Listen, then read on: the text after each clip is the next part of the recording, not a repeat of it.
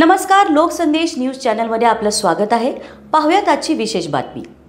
काल एका कार्यक्रमात भूमाता ब्रिगेडच्या संस्थापिका तृप्ती देसाईताई यांनी पत्रकारांशी संवाद साधला असता त्यावेळेस धनंजय मुंडे आणि सुरेश धस यांच्या भेटीदरम्यान तृप्ती देसाई पुढे काय म्हणाल्या पाहूयात।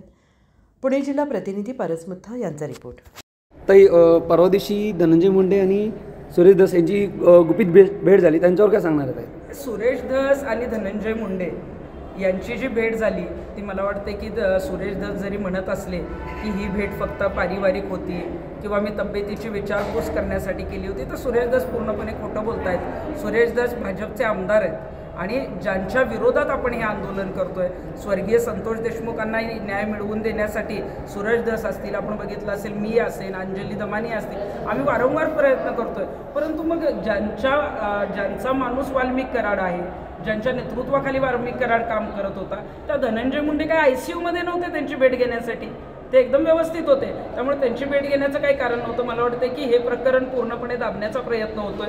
धनंजय मुंडेंचा राजीनामा होऊ नये यासाठी सुद्धा काही मीटिंगमध्ये चर्चा झाली असेल। त्यामुळे धनंजय मुंडेंना वाचवण्यासाठी आणि वाल्मिक कराडला वाचवण्यासाठीच ही भेट झालेली आणि सुरेश धस त्या दिवशीपासून आमच्या मनातून उतरलेले। अजूनपर्यंत अजित पवार म्हणतात की धनंजय मुंडेचा राजीनामा घेतलेला नाहीये आणि सुरेश धस पण ते म्हणतात की आम्ही त्यांची विचारपूस करू त्यानंतरच घेऊ, त्याच्यावर आपली काय प्रतिक्रिया? मला वाटतं की धनंजय मुंडेंनी खरं तर इतके आरोप होत आहेत, इतके पुरावे समोर आले, नैतिकतेच्या आधारावर त्यांनी राजीनामा देणं गरजेचं होतं।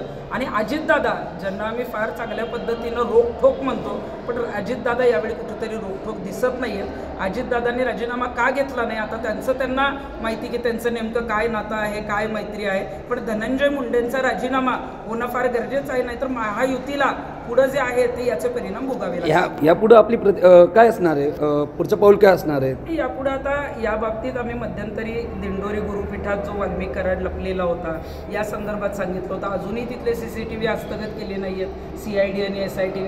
तर यापुढं संतोष देशमुखांना न्याय मिळवून देणं आणि या प्रकरणामध्ये अगदी शेवटपर्यंत लढणं यासाठी जी पावलं उचलावी लागतील ती आम्ही उचलणार आहोत।